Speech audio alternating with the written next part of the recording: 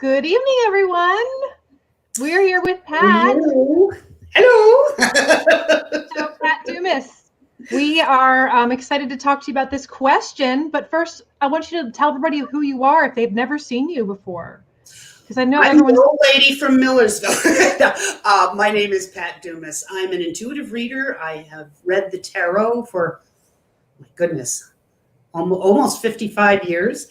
I'm an astrologer based in Millersville, but I also practice my craft through Firefly Hollow on Tea and Tarot Saturdays, as well as other times. So I'm very, very happy to be part of this tonight.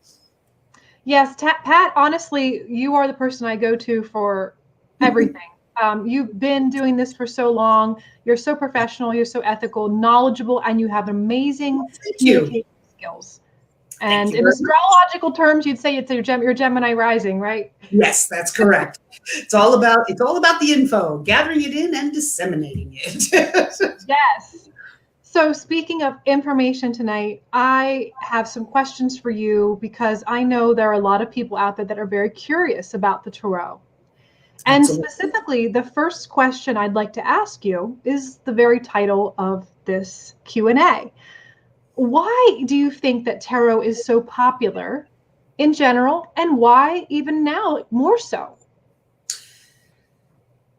I think human nature is that of a seeker. I mean, I think the average person is always looking for the answers, whether it's the answer of, does Joe love me? Or the answer of, why am I here? It can run the complete gamut, but we are always searching for something. So I have always seen tarot as one of the vehicles to be able to find our answers, really. The hardest part is finding, making sure that you find either if you don't read for yourself, finding a reader who doesn't try to tell you your answers, but instead helps you find them yourself. It takes some practice. It really does, because it's very easy to try to step in and not allow the person their own journey. That's really why I love to teach people how to read the tarot, so that they can use it for themselves as a tool for self-discovery and for opening up the darker, no, that's not the right word, the closed doors. That's a better way to put it. Not to go into the dark, not to go deep into your psyche, but to open up doors in your own mind that you might have closed, thinking you had dealt with that issue, but you're still dealing with it without realizing it. It's astonishing what the tarot is able to help out with. And it's so innocuous, Kara. It's so gentle a process. I mean, a lot of people are frightened. I can't get over how many times I have done readings for people the first time they've ever had a tarot reading, and they're sitting there, fists clenched, knees tight, and I don't know what they're afraid I'm going to do. I mean, I'm like, don't know what to expect. You don't know what to expect, and all you've seen in horror movies, there's always the stereotypical crystal ball reader with the huge hoop earrings, and she looks a little crazy, and she tells you you're gonna die. Yeah, exactly. Or I will tell you how not to die, provided you pay me the money, huh?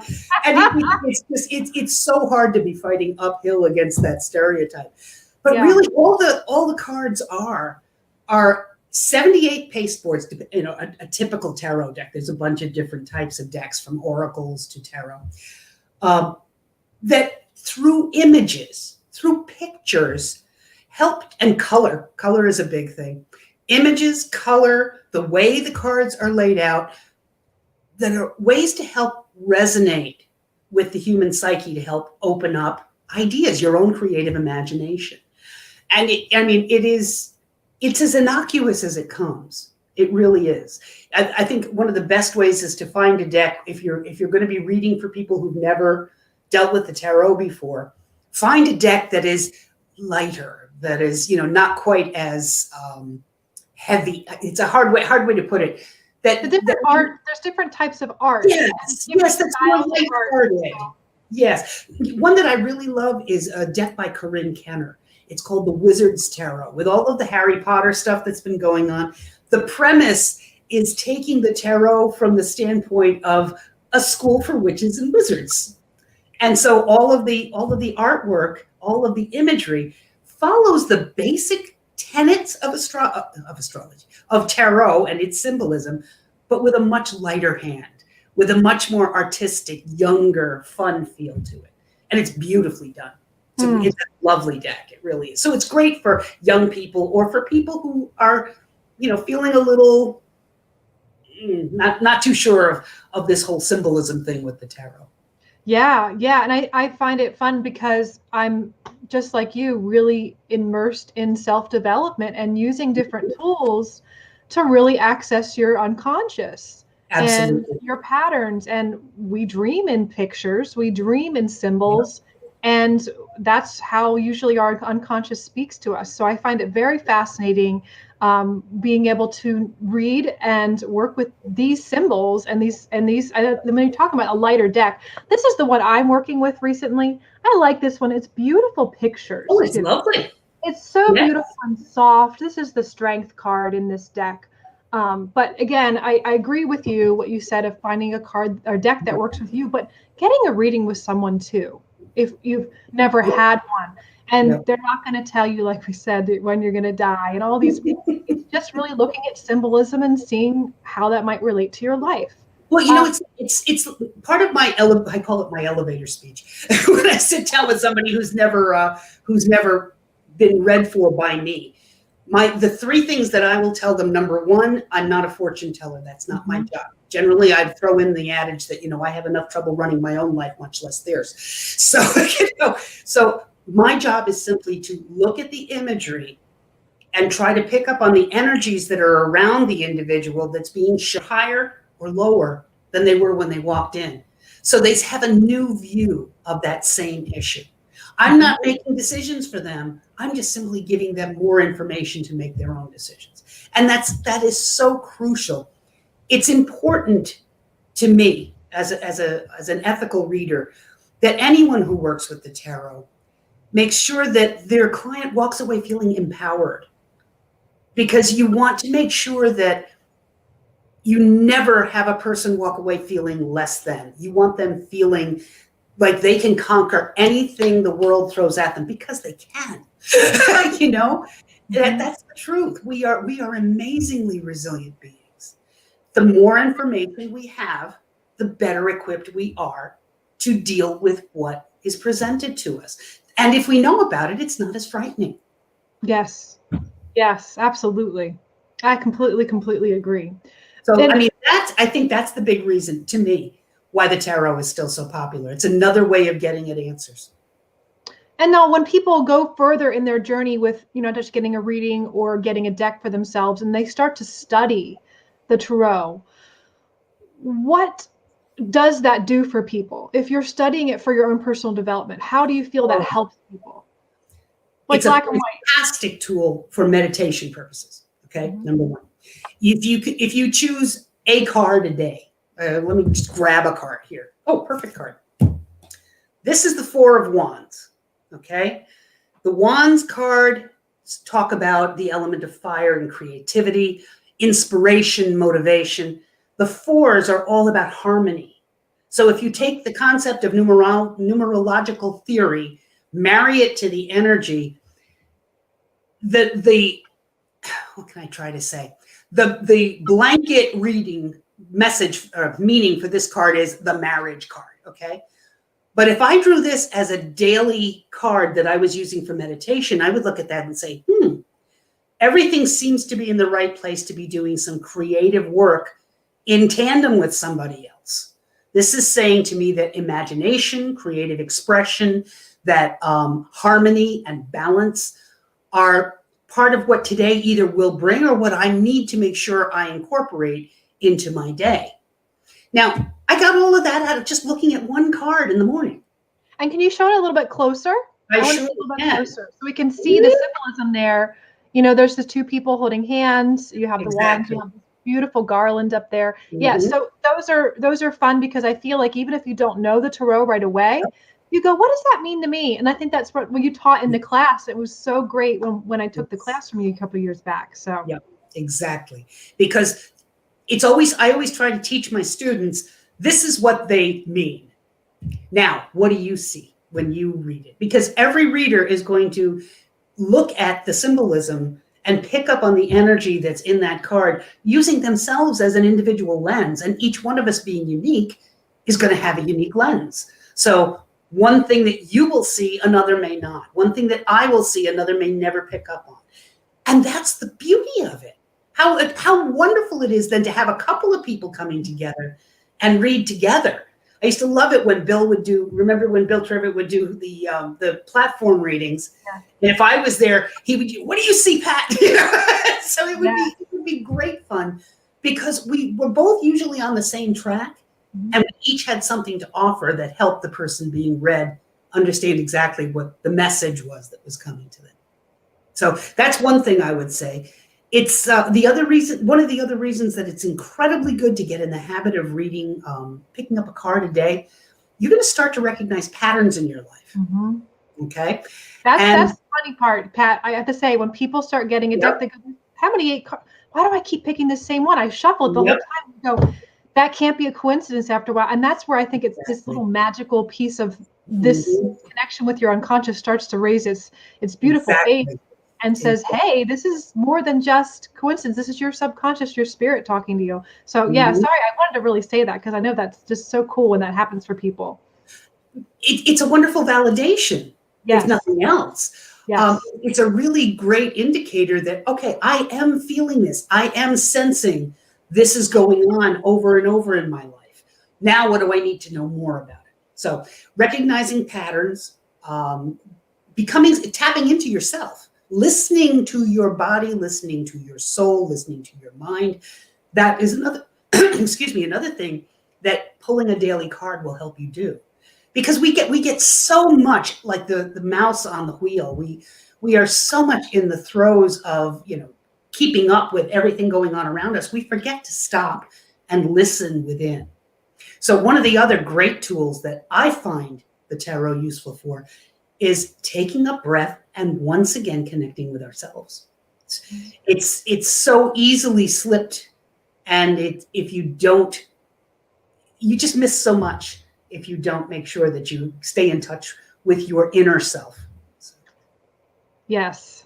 Life could get a little bit crazy and chaotic until you're forced to do it sometimes. So I love that answer. Thank you so much for sharing with us why the tarot is so popular, why people continue to study it. Now, I know that with Firefly Hollow, you're teaching some courses with relation to the different suits. So this is for beginners.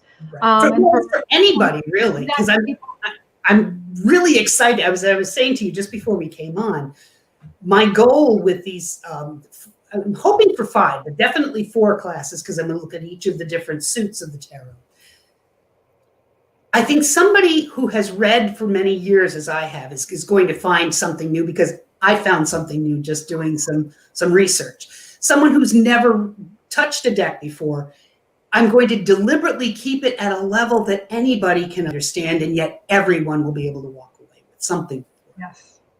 I love that your last course that we had with you, I think it was like 3 years ago now, was exactly that way. It was so great that we could, if we've been doing it for years or if we were brand new. So I love that you are able to teach in that way. So you're going to be doing a series of all these different suits. And the one that's coming up is the cups. Yes. So could you tell us a little bit about that? And then maybe pick a couple cup cards and share with us, for us to kind of see if we're looking at this and we have a deck at home, what would they represent?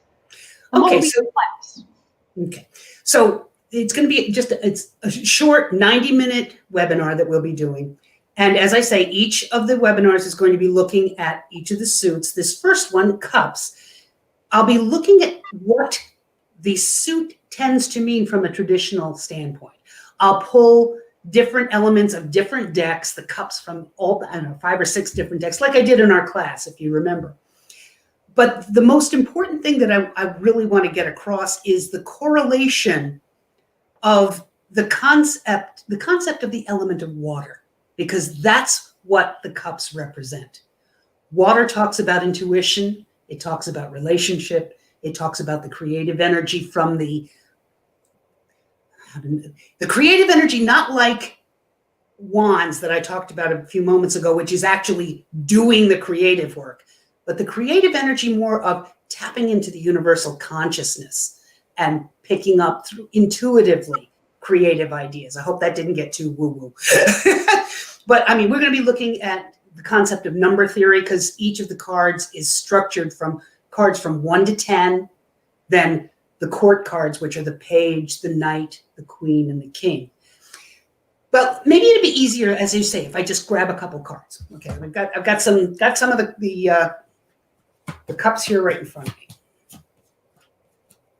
Okay. Here is the 6. Let me see if I can balance this properly. There, the 6 of Cups. Now, that's interesting too, because you know what? This sort of says to me, this is kind of how everyone is feeling right now. Boy, I really wish we could go back to the old days. I really wish we could go back to normal, the way things used to be. That's what this card seems to represent. We see 2 children. I'm sorry for the glare. But that's a little better. We see 2 children before a manor house. There are 6 cups filled with beautiful white flowers. So there's that feeling of peace, that feeling of the good old days, you know, and if that's not the way the world is feeling right now, I don't know what is, right? So then next we come across, let's pull across another cup card. Yeah. And what this says to me is, I pulled it before, here's our 8 of Cups. The thing that we need to realize is that we can't really go back to the way it was because we're not the people we were before. We have lived through a pandemic. We have lived through some pretty heavy-duty social and political issues that have had to have some kind of a bearing on each one of our psyches. We need to move on and take the best of what this last year has given us and carry that with us. This gentleman, if you see here, you see how it looks like there's one cup missing? To me, whenever I look at this, it always says to me, he's gone looking for that other cup. He's going for the rest of his heart's desire, you know, because that's what cups talk about. Intuitively, he's gone to seek what isn't feeding his soul. Now, it's interesting that it's at night, which can be a scary thing. A lot of people see the knight in a card and they think that that's supposed to be frightening. It really just represents what we can't easily see by the light of day. It isn't to be feared. It's simply unknown. So it's a really good thing to get under your belt, that concept of just because I don't know what's coming means that it doesn't mean that I have to be frightened of not knowing what's coming. I can be armed with my best knowledge. I can be armed with my best positive thoughts and go forth with hope. And that's really one of the other messages of the cups, is to have hope. And then finally, of course, we always want to end up with this card, because this is an indication of, oh, look at that happy family. We've got the husband, we got the wife, we got the 2 kids happily playing. The one thing that is interesting about this card, the 10s indicate the end of a cycle. Mm-hmm. So a lot of times when we get this card coming up, people are going, oh, wow, I'm in for a happy time.